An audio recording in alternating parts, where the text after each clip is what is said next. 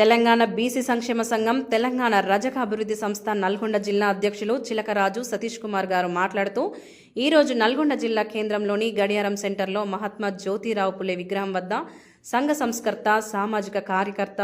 స్వచ్ఛతకు మార్పేరైనటువంటి సంత్ గాడ్గే మహారాజు గారి 150వ జయంతి కార్యక్రమాన్ని పురస్కరించుకొని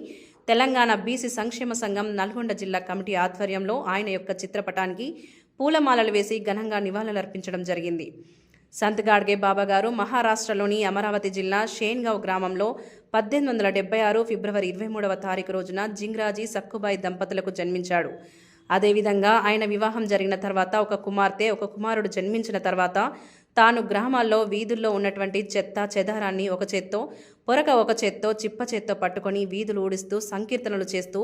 వచ్చిన సంపదతోని నిరుపేద విద్యార్థులకు వితంతు స్త్రీలకు అనాథ ఆశ్రమాలను నిర్మించినటువంటి గొప్ప సంఘ సంస్కర్త సంత్ గాడ్గే బాబా.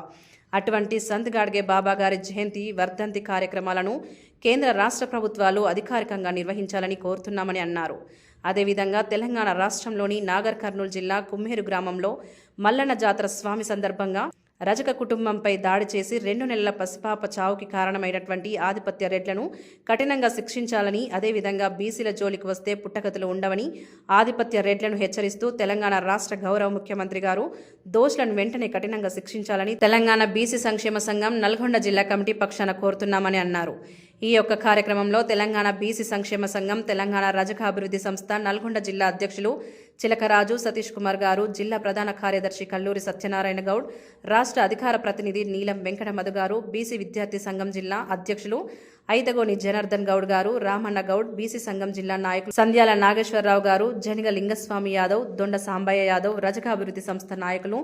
ఎల్లుట్ల సైదులు, గడ్డం మారయ్య, వట్టికోటి నరసింహ, భీమనపల్లి శంకరయ్య తదితరులు పాల్గొన్నారు.